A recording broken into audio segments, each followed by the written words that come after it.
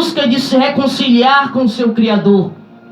Mas foi o próprio Deus ofendido que foi em busca daqueles que tinham caído. Ele foi em busca, aleluia, daqueles que haviam quebrado a sua aliança. E ele propôs um meio que o homem pudesse se reconciliar consigo mesmo. E esse meio foi enviando o seu Filho unigênito para morrer naquela cruz do Calvário em nosso lugar. Jesus veio e ele pregou a palavra. Ele libertou os oprimidos de Satanás. E ele escolheu homens para que pudesse estar do seu lado. E esses homens eram conhecidos como apóstolos.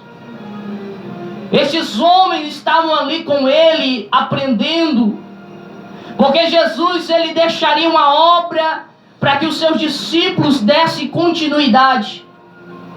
Então ele escolhe homens para que pudessem estar com ele. E ali ele começa o seu ministério com 30 anos de idade após o batismo por João Batista. E ali ele começa a sua obra missionária, curando os enfermos, repreendendo demônios, restaurando a vida daqueles que não tinham esperança. Aleluia. Então essa foi a missão de Jesus, trazer esperança à humanidade caída.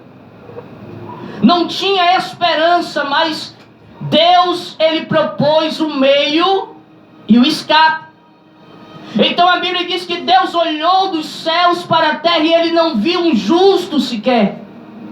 Ele não viu um justo, então ele resolveu propor um meio de escape.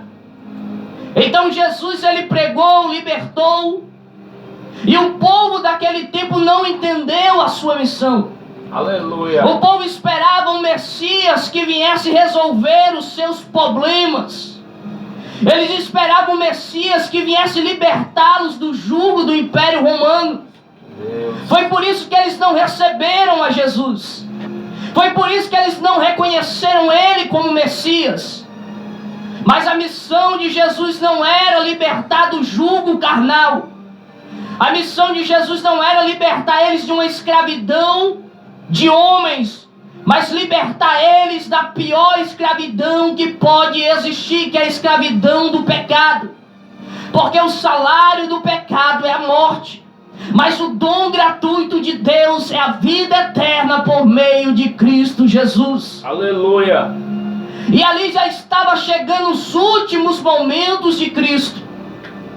E ele disse para os seus discípulos: para onde eu vou, vocês não podem ir. E os discípulos ficaram indagando para onde ele vai, que nós não podemos ir também. E ele referiu-se à sua morte. E ele disse: já está chegando os meus momentos finais. E os discípulos naquele momento ficaram tristes, abatidos. E Pedro, tomando a palavra, disse: Senhor, eu morrerei por ti. Olha a ignorância desse discípulo. Ele disse: Senhor, eu vou morrer por ti. A missão não era ninguém morrer por Jesus, era Jesus morrer no lugar dos seus discípulos. Aleluia, Santo. Ele disse: olha, eu não vos chamarei mais de servo, mas de amigos.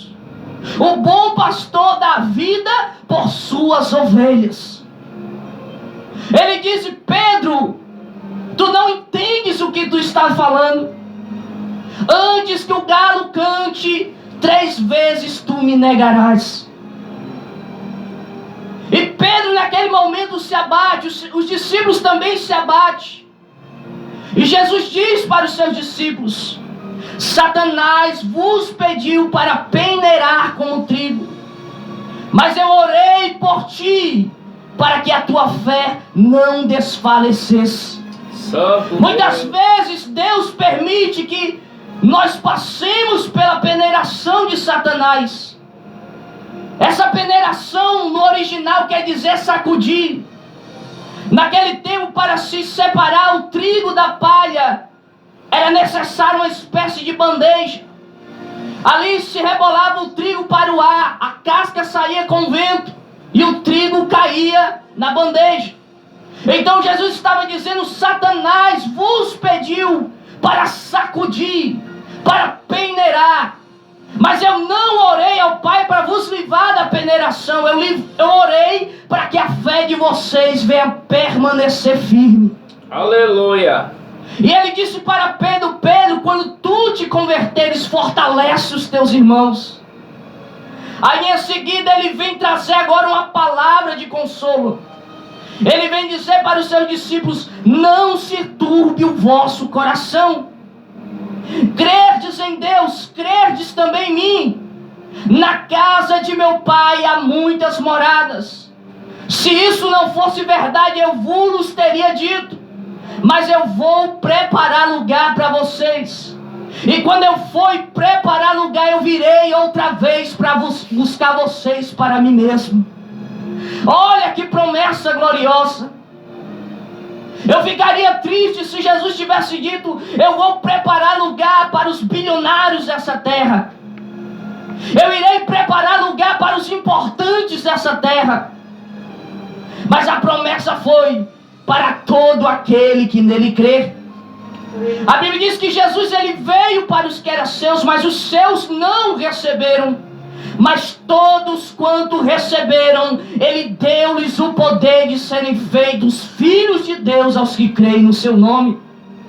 Então não importa a sua classe social, não importa o seu nível de escolaridade, se você crê, você é filho de Deus, você é herdeiro de Deus e co-herdeiro com Cristo. E há um lugar no céu esperando por você, há um lugar no céu esperando por nós. E foi esse lugar que Jesus foi preparar. Ele foi preparar lugar para todo aquele que nele crê. Aleluia. Poderia se juntar todos os bilionários, milionários dessa terra, e eles não poderiam barganhar a salvação com Deus. Porque a salvação, irmão, ela não é comprada com dinheiro. A salvação, o preço já foi pago naquela cruz do Calvário. Foi o sangue de Jesus Cristo que foi derramado em nosso lugar. Jesus prometeu: eu vou preparar lugar.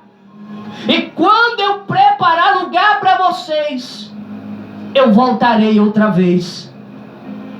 E aqui nós estamos esperando a volta de nosso Senhor e Salvador Jesus Cristo. Porque aquele que prometeu, ele é fiel para cumprir a sua promessa.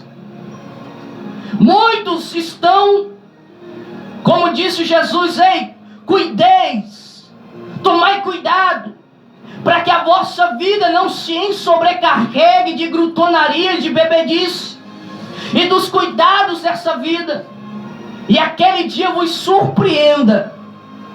Quantos neste momento não estão embebedados com as coisas dessa vida? Aleluia. E se esqueceram que a nossa morada não é aqui. O nosso lugar não é aqui neste mundo. Porque eu e você não pertencemos mais a este mundo. Nós somos propriedades de Deus. E como propriedades de Deus, nós não pertencemos mais a esta terra. Nós pertencemos às mansões celestiais. E Jesus prometeu: eu vou e volto. Então o povo de Deus ele tem que estar alerta. Porque a qualquer momento a última trombeta irá soar. Aleluia. E os mortos em Cristo ressuscitarão. E nós, os que estivermos vivos, seremos arrebatados juntamente com eles a encontrar o Senhor nos ares. Olha que promessa gloriosa de Cristo para a sua igreja. Eu vou, mas volto. Porque Ele nos comprou com o seu precioso sangue. E Ele continua dizendo: eu vou e voltarei outra vez para levar vocês para mim mesmo, para que aonde eu estiver, vocês também estejam comigo. Então nós seremos participantes da glória de nosso Senhor Jesus Cristo. E ele respondendo disse: vocês sabem para onde vou, vocês conhecem o caminho. E o discípulo Tomé, com ignorância, ele pergunta: Senhor, nós não sabemos para onde vais. E como é que nós podemos saber? Como é que nós podemos conhecer o caminho? Aí Jesus responde para Tomé: Tomé, eu sou o caminho, a verdade e a vida. Ninguém vem ao Pai senão por mim. Aleluia. Então Jesus, ele é o único meio de se chegar ao Pai. Jesus é o caminho que leva o homem ao céu. Eu quero enfatizar neste momento que não existe outro caminho. Não existe outro caminho a não ser Jesus Cristo de Nazaré. Ele é a verdade e Ele é a vida. Ninguém vai ao Pai a não ser por meio de Jesus. Por mais que o homem ele tente encontrar outros caminhos, ele não vai encontrar. Porque o único caminho que conduz o homem ao céu continua sendo Jesus Cristo e sempre será Jesus Cristo. Ele é a vida. A Bíblia diz que as trevas não compreenderam a luz. Mas o homem, ele preferiu as trevas do que a luz. Em João vai dizer que Deus amou o mundo de uma tal maneira que ele deu o seu Filho unigênito para que todo aquele que nele crer não pereça, mas tenha a vida eterna. Mas a Bíblia vai dizer: mas os homens amaram mais as trevas do que a luz, porque eles não vêm para a luz para que as suas obras não sejam reprovadas. Ele é aquele que dá luz a todos. Ele é aquele que dá vida a todos. Então Jesus ele veio resgatar um povo para levar para o céu. E este lugar, irmão, já está preparado. Esse lugar está preparado. Jesus só está aguardando a ordem do Pai para vir buscar a sua igreja. Então não se conforme com este mundo, porque a Bíblia diz em João que o mundo passe as suas concupiscências, mas aquele que faz a vontade de Deus permanece para sempre. Glória a Deus. Então se você quer permanecer, irmão, renuncie a si mesmo. Jesus disse na sua palavra: se vocês querem ser meus discípulos, renunciem a si mesmo. Muitos estão procurando satisfação, muitos estão procurando prazeres, até mesmo dentro da casa de Deus. Mas a palavra de Jesus é essa: ei, renuncie a si mesmo. Muitos estão buscando status, fama dentro da casa do Senhor. Mas a palavra de Jesus é: renuncie a si mesmo. Aleluia. No reino de Deus a lógica é diferente. No mundo, o homem, para ser grande, ele tem que mandar. Ele tem que ser grande, ter nome grande. Mas para entrar no reino do céu, irmão, tem que se humilhar diante da presença de Deus. Santo Deus. Para entrar no céu, irmão, tem que se fazer pequenininho. Para entrar no céu, tem que se humilhar, tem que descer na presença de Deus. Tem que fazer como João Batista fez. Quando os homens foram até ele e disseram: ei, aquele que tu batizou no Rio Jordão está batizando mais que tu. Aquele que tu batizou no Rio Jordão e disse que era o Cordeiro de Deus, ei, ele está mais importante do que você. Aleluia. E a palavra vai dizer que não era Jesus que estava batizando, mas os seus discípulos.